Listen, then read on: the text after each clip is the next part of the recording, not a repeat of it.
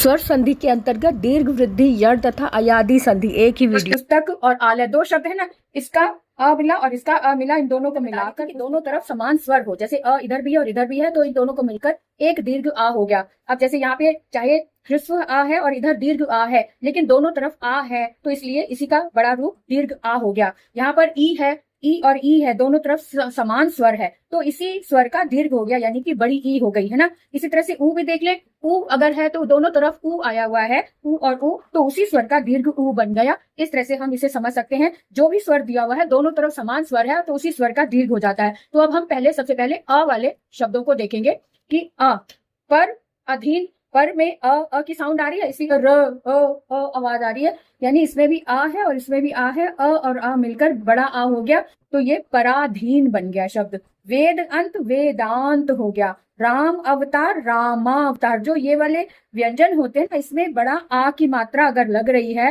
दीर्घ आ लग रहा है, तो इसका मतलब यहाँ पर दीर्घ संधि है। राम अवतार, पुष्प अंजलि, पुष्पांजलि हो गया। अब यहाँ पर इधर आ यानी कि पूर्व रूप में बड़ा आ है और इधर छोटा आ है, लेकिन है दोनों तरफ आ, तो दोनों को मिलाकर बड़ा आ ही बनेगा। जैसे दीक्षा और अंत दीक्षांत, परीक्षा अर्थी परीक्षार्थी, विद्या अर्थी विद्यार्थी, सीमा अंत सीमांत। ना बात समझ में आ रही है बेटा? तो स्वर जो है उसी स्वर का दीर्घ हो जाता है, इस बात का ध्यान रखो। अब यहाँ पर ई आ गया, लेकिन दोनों तरफ समान स्वर है, इसलिए इसी ई का बड़ी ई हो जाएगा, दीर्घ ई हो जाएगा, इसीलिए इसको दीर्घ संधि का नाम दिया गया है। तो कवि इच्छा, मुनि इंद्र मुनीन्द्र, यानी कवि है, यहाँ पर छोटी ई है, लेकिन ये वाली ई मिलकर बड़ी ई हो गया, तो कवि इच्छा हो गया। मुनि इंद्र, यहाँ पर छोटी ई है, लेकिन ये वाला ई मिलकर मुनीन्द्र बड़ा ई बन गया, मुनीन्द्र, है ना। कवि ईश्वर कवीश्वर, कपीश कपीश, इस तरह से शब्द बन रहा है। अब यहाँ पर देख लो, इधर बड़ी ई है और इधर छोटी ई है, फिर भी रूप इसका दीर्घ ई ही बनेगा। तो नारी इंदु, लक्ष्मी इच्छा, पत्नी इच्छा। तो यहाँ पे इसकी पहचान क्या है कि यहाँ पे देखो बड़ी ई आया हुआ है, बड़ी ई आया है, इसलिए ये दीर्घ संधि है। यहाँ पर भी नारी इंदु बड़ी ई, लक्ष्मी इच्छा बड़ी ई, पत्नी इच्छा बड़ी ई, तो बड़ी ई आया हुआ है, इसलिए यहाँ पर दीर्घ संधि। अब ऐसे ही ऊ वाले में भी हम देखेंगे, ऊ और ऊ दोनों तरफ है, तरफ ऊ और ऊ है, तो बड़ा ऊ बन रहा है। कैसे भानु उदय, दोनों तरफ छोटा ऊ है, लेकिन इसका रिजल्ट बड़ा ऊ ही बनेगा। तो भानु उदय, भानु न में छोटा ऊ लगा है और इधर भी उदय में भी छोटा ऊ, तो दोनों मिलकर भानु न में बड़े ऊ की मात्रा लगी, भानु उदय। गुरु उपदेश, गुरु उपदेश। अब हम आगे देखेंगे वृद्धि संधि क्या है। वृद्धि का मतलब होता है बढ़ोतरी होना, बढ़ोतरी मतलब एक अधिक बढ़ जाना, है ना। तो क्या बढ़ जाता है? एक मात्रा बढ़ जाती है। कैसे बढ़ जाती है वो हम देखेंगे यहाँ। जब अ अथवा आ के बाद ए या ऐ तथा ओ या औ आए, तब दोनों मिलकर बड़ी ए या फिर बड़ा औ हो जाता है ना। इतनी बात क्लियर हो गई। और जहां पे बड़ी ए और बड़ा औ होता है, उसी को वृद्धि संधि कहते हैं।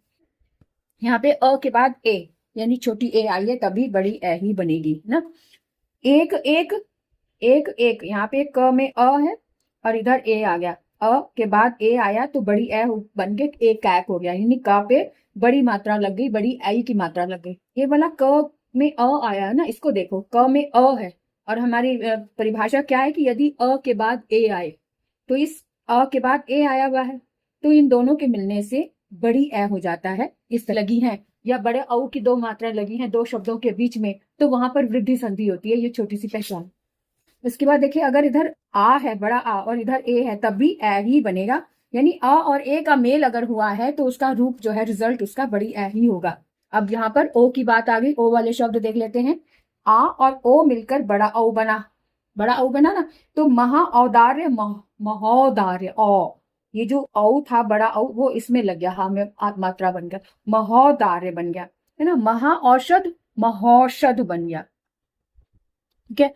यण संधि का मतलब यह है कि य बन जाता है, यण संधि में य बन जाता है, य या फिर व बनता है।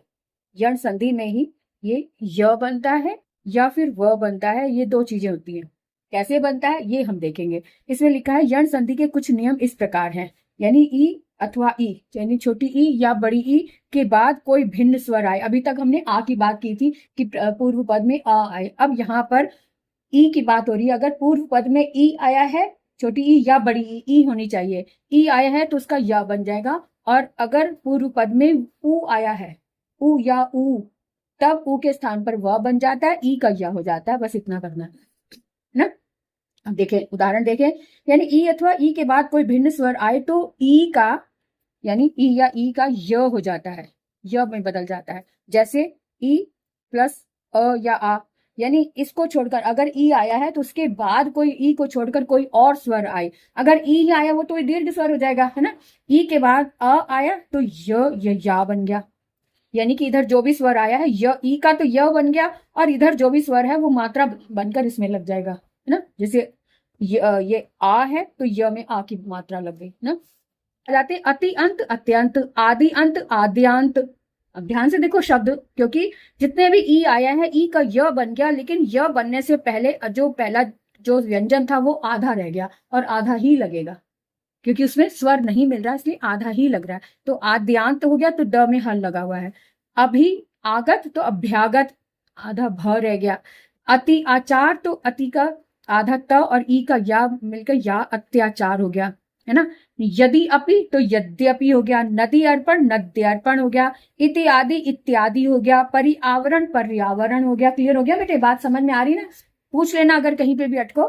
उसके बाद देखें कि ई के बाद अगर ऊ आए, ई के बाद अगर ऊ आए तब भी यही ई का तो य बना, लेकिन ऊ जो है वो मात्रा बनकर उसमें लग जाएगा। छोटा ऊ है तो छोटा ऊ बनकर यू बन गया, बड़ा ऊ है तो यू बन गया, है ना। अब उदाहरण भी देख ले। प्रति उपकार तो प्रत्युपकार, य से पहले आधा था, क्योंकि इस ता में से हमने ई हटा लिया, ई का य बन गया तो इधर त आधा रह गया बिना स्वर का, इसलिए प्रत्युपकार। उपरि उक्त उपर्युक्त, तो यहाँ पर हम बात कर रहे थे कि अगर ऊ आए तो यू बन गया, प्रत्युपकार। उपरयुक्त। नी ऊन तो न्यून, वी हून तो व्यूह बन गया, है ना। ई के बाद अगर ए आई, अब ये या यही हो जाता है। प्रत्येक प्रत्येक। देवी ऐश्वर्य देव्यैश्वर्य हो गया। उसके बाद आ रहा है ऊ अथवा ऊ के बाद यदि कोई स्वर आए तो ऊ का व हो जाता है। अभी हमने ई का देखा था ना, ई का य हो जाता है और ऊ का व हो जाता है यण संधि में। अब कैसे? पूर्व पद में ऊ आया है, ऊ या ऊ, उसके बाद अ आया तो सु आगत, तो सु का ऊ का तो व हो गया, आधा सा रह गया तो स्वागत। इस ऊ का व बन गया तो, और ये व में ये वाला आ मिल गया तो वा, और आधा स आधा रह गया तो स्वागत, ये शब्द बना। उसके बाद सु अच्छ तो स्वच्छ बना। गुरु आकृति तो गुरुवाकृति, है ना। इस गुरु के ऊ का व बन गया तो आधा रा रह गया, तो इस आधा जब रा रह जाता है तो आपको बताया था पहले भी कि र जो है अपने आगे वाले व्यंजन के कंधे पर बैठ जाता है जब आधा होता है, क्योंकि पांव पर नहीं खड़ा हो सकता, तो गुरुवाकृति बन गया। सुअल्प स्वल्प बन गया। इसी तरह से ऊ या ऊ के बाद अगर ई आए, ऊ का व बना और ई मिल गया, इसमें ई की मात्रा लगी तो वी बन गया, है ना। तो अनुइति अन्विति हो गया। अनुएषण अन्वेषण हो गया। अब हम देखा कि री आ गया, री के बाद भी कोई अन्य स्वर आए तो री का र हो जाता है ना। तो जैसे मात्र आज्ञा तो मात्राज्ञा। भ्रात्र आदेश तो त्रि का जो र था, र में आ मिल गया तो रा बन गया, और ता मिलके ता आधा है, मात्रा बन गया। भ्रात्रा बन गया, भ्रात्रादेश। मात्राज्ञा। पितृ अनुमति पितृ अनुमति, इस र में अ मिल गया ये वाला तो पितृ अनुमति, है ना। यहाँ पर आधा त है, यहाँ पर भी आधा त, यहाँ पर भी आधा त आया हुआ है, तो र मिलकर वो त्र संयुक्त स्वर बन गया, संयुक्त व्यंजन बन गया, है ना। तो मात्राज्ञा, भ्रात्रादेश, पितृ अनुमति, मातृच्छा, ये शब्द इस तरह से बने जब पूर्व पद में अगर री आए और उसके बाद कोई अन्य स्वर आए तब री का र हो जाता है। आगे देखें, अब ये तो हो गई हमारी यण संधि, स्वर आए, क्योंकि स्वर संधि पूर्व पद में ए आए और उसके बाद उत्तर पद में कोई और स्वर आए तब ए का अय तो होता ही है, लेकिन जो भिन्न स्वर है वो उसमें मात्रा बनकर इसके लग जाता है ना।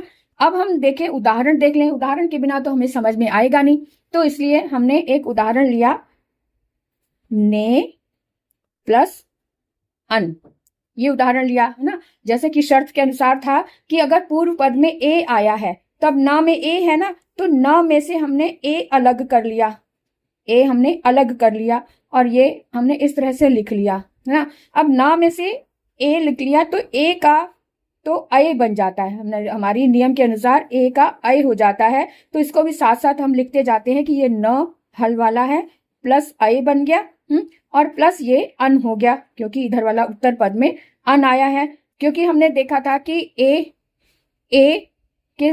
और प्लस भिन्न स्वर हमारे पास अ आया, है ना, इधर ए है और इधर अ हो गया, ए और अ भिन्न स्वर हो गया। जो अ है वो इसमें जुड़ जाएगा क्योंकि ये स्वर है, तो न और अ हमने जोड़ा तो न पूरा बन गया। और ये जो य है, य में हल लगा हुआ है, य और ये अ बना तो य बन गया, है ना, और न लास्ट में रह गया तो ये जुड़ गया, तो इसको हमने शब्द बना दिया न य न। इस तरह से नयन शब्द बना अयादी संधि में, ना। तो अब हम एक उदाहरण और ले लेते हैं बड़ी ए का। ने बड़ी ए का उदाहरण लिया तो गई प्लस अक, है ना, गई में आई है यानी कि गई में से ए निकाला तो, और हमारे पास ये बना गए यानी ए और अ, ये अभिन्न स्वर है।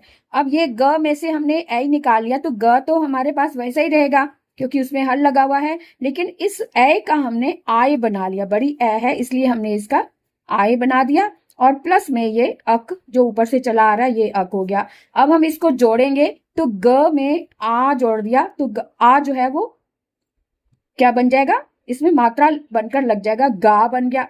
और ये वाले य में हमने ये वाला आ जोड़ दिया तो ये य बन गया, और ये कप ऊपर पीछे है ये अक हो गया। तो इन तीनों को हमने जोड़ा तो गा य क, इस तरह से बना ये शब्द। अगर ओ आया है तो पो प्लस भिन्न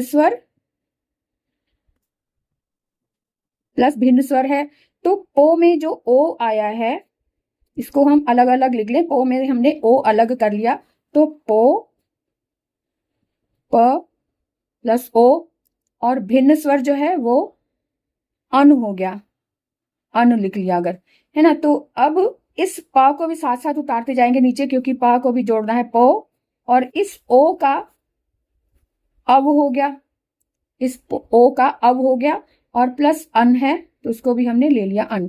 तो प और अ मिलकर हो गया प ना, व और अ मिलके हो गया व।